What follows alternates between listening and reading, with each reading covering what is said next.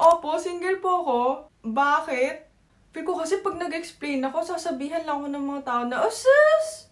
Wala ka lang jowa eh. So, hindi ka naman special. Sa tingin mo ba lahat ng tao may paki sa'yo? Para ka lang butikin sa dingding. Wala silang paki sa'yo.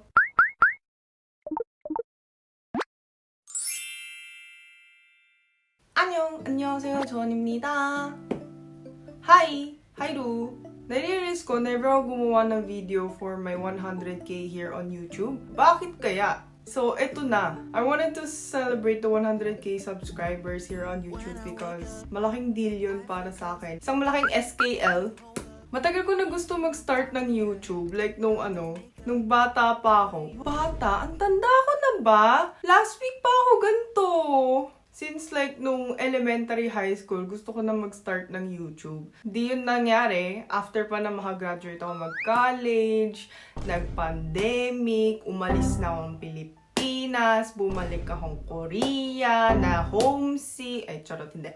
Tsaka pa ako nag-start ng YouTube. After a year of inconsistently uploading and sharing different kinds of content and videos to everyone, I finally reached 100k.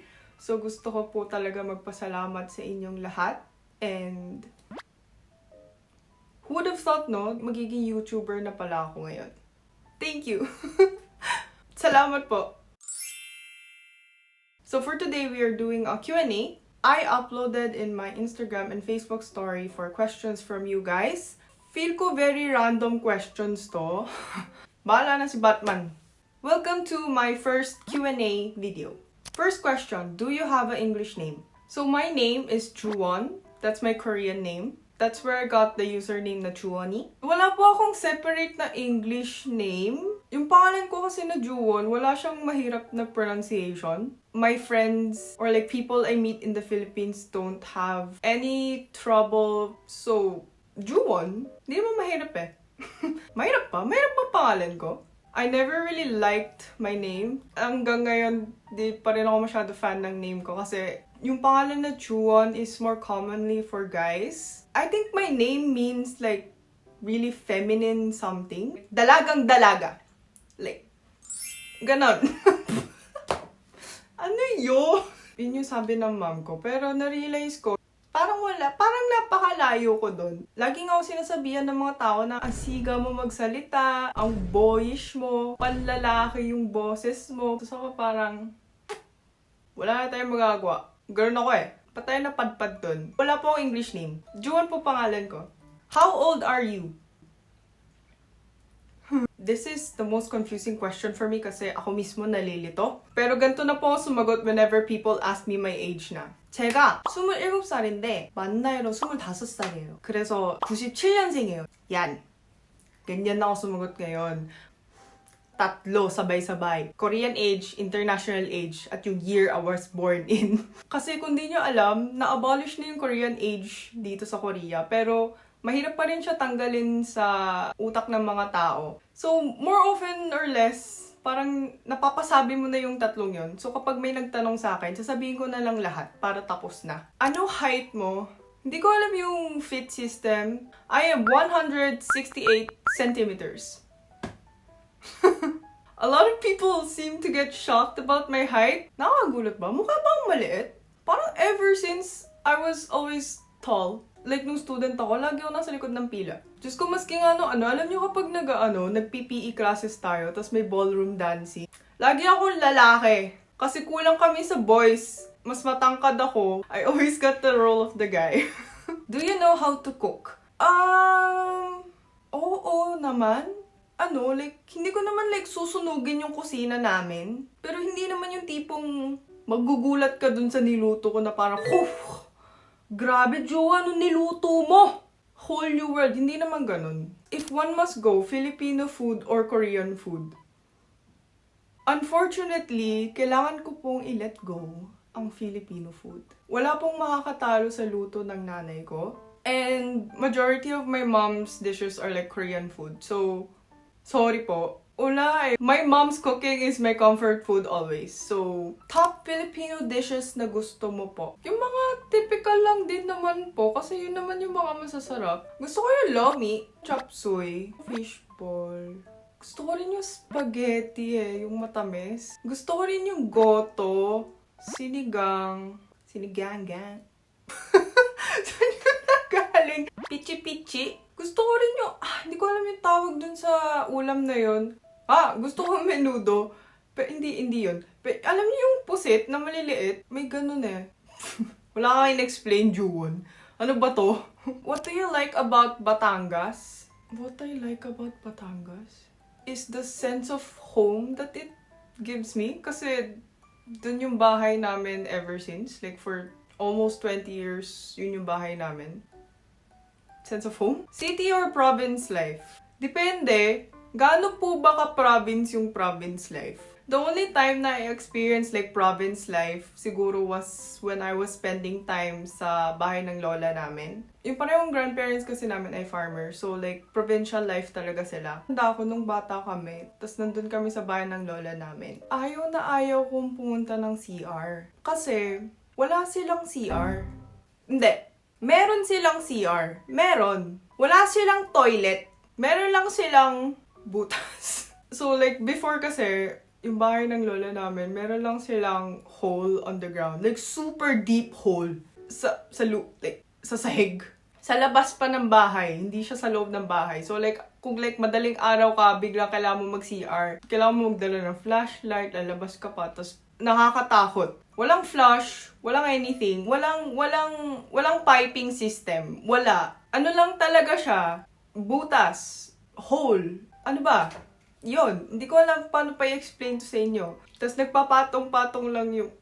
Sorry na lang po kung may kumakain. Pero nagpapatong-patong na lang kung ano yung iniiwan ng mga tao doon kapag nagsi-CR. Kapag nagpuno na yon, hindi ko alam kung gaano kadalas. Pero may dumadaan na poop truck. Tapos isa-suck up nila yun. Empty na ulit yung hole. Tapos pwede mo na ulit punuin. So, sabi ng dad ko, mas prefer daw niya yung winter kaysa sa summer. Kasi, di ba, pag winter, at least nangiyelo yung ano man nandun, di ba? So, hindi siya masyado nangangamoy. Pero kapag summer, damang-dama mo lahat na nandun. Grabe. Siguro alam mo kung anong kinain nung, Juwon, ano ba? Pero anyway, kung ganun ka province yung province life, like tipo wala pong toilet, magsi-city life na lang po ako. Iska, what was your course? I took up landscape architecture in UP Diliman. Mahirap po ba yung landscape architecture? Depende, sa'yo. If di mo talaga trip yung ganun, at di mo talaga passion yung ganong line of work, mahihirapan ka. Kung like, mahilig ka sa drawing, not even drawing actually, hindi mo kailangan magaling mag-drawing Kung magaling ka mag-computer, at magaling mag-isip ng creative solutions, then hindi ka mahihirapan. Nag-cutting classes ka na ba? Oo naman. Ang isang estudyante binibigyan ng maximum allowed number of cuts. So, gamitin mo. Ito naman. Aanhin yun. Ba't pa binigay sa'yo kung di mo lang din naman gagamitin? Na, that's disrespectful. Charde. Sulitin mo yung cuts mo. Bahala ka na kung paano. Either gamitin mo siya for like, i-improve yung other subjects mo. Or like, memory building with your friends. Kasi, yun naman yung tatagal. Nag-promote ng cutting classes. Oo nga, nag-promote. Pero gets nyo, as long as pumasa ka, okay lang mag-cut. Who's your favorite person? My mom. Sorry, apa. Sinong crush mo sa Pinas? Tinatanong pa ba yan? Char. Si Joshua Garcia. Favorite K-pop group and bias? Sa mga recent groups? Ano kasi no? It's the era of the girl groups. Lalo na yung ngayon, wala po akong alam na boy groups ngayon. Halos girl groups lang talaga yung alam ko sa K-pop. Among them, siguro yung favorite ko would be New Jeans. I love their songs. I think I listen to every single one of their songs. Bias? Wala po. I love New Jeans, pero di ko sila kilala isa-isa. I just listen to their songs. Sorry! Top 5 K-drama favorites. Weightlifting Fairy Kim Bok-joo. Our Beloved Summer. Ano pa? Diyon mag-isip ka. Nevertheless. Nevertheless. I love that drama. Buong time na nanonood ako ng drama na yon, nagdadabog lang ako sa inis. pero in-enjoy ko yung stress na yun. I like hospital playlist, Mr. Queen, Under the Queen's Umbrella. Top 5 anime favorites. I am more of a manga reader than an anime watcher. Pero, i-consider ko na lang na same yun. Time na sobrang favorite ko yung Mirai Nikki. Tsaka Death Note. No Game, No Life. I like Hunter x Hunter. Isama natin One Piece kasi recently, pinanood ko yung live action niya. Naisipan kong balikan ko ba yung manga. Pero grabe, di ko na alam kung anong chapter na ako doon. Alam mo yung Shugukara? Basta yun. Sige, next. Are you still single and why? Grabe, personalan na din Personalan na ng mga tanong. Charot. Opo, single po ako. Bakit? Feel ko kasi pag nag-explain ako, sasabihan lang ako ng mga tao na, oh sis, wala ka lang jowa eh. So, wag ko na lang i-explain yung why. Bumalik sa ex or maghanap ng bago? Maghanap ng bago. Bakit ka babalik sa ex? May rason naman kung bakit kayo nag-break. So, bakit kailangang ulitin? And ewan ko, feeling ko kasi pag bumalik ka sa ex mo, unknowingly babalik ka rin dun sa phase na yun. Parang magre-regress ka. So, lahat ng self-improvements, lahat ng self-realizations after nung nag-break kayo, mawawala. That's what I think. Ikaw bahala. Last, advice sa mga taong ang hilig mag-assume. Ay, kasing assume ng assume. Feeling mo ba ikaw yun? Feeling mo? Bakit? Ano yung signs? Ano yung signs na sa tingin mo ikaw yun? Main character energy ka ba? Main character energy? Di ba hindi? Alam naman natin, maging honest na tayo dito, hindi ka main character. Diyos ko, ang dami ditong tao na sobrang mas main character energy vibes kaysa sa atin. Ikaw pa kaya? Ikaw, sa'yo pa? Hindi, girl. Hindi ka special. Special. Feeling mo ba special ka? Ano ka, Lomi? Masyado ka ng delulu. Alam ko ina-encourage sa mga tao maging delusional, pero iba na to, iba na yung sa'yo. Grabe, girl. Kung ito yung line na parang hanggang dito lang dapat yung pagiging delusional, yung sa'yo nag-over na, step back tayo ng kaunti. Sinasabi kong kaunti, pero like, malaking hakbang be. Malaking hakbang. Takbo ka palikod. Anong klaseng advice to? Pero alam nyo, ito rin yung sinasabi ko sa sarili ko, yung hindi ako special. Conscious ako lagi sa mga tao. Feeling ko lagi akong ginajudge. Feeling ko lagi akong pinaperceive. Like, natatakot kasi ako na pinaperceive ako ng mga tao.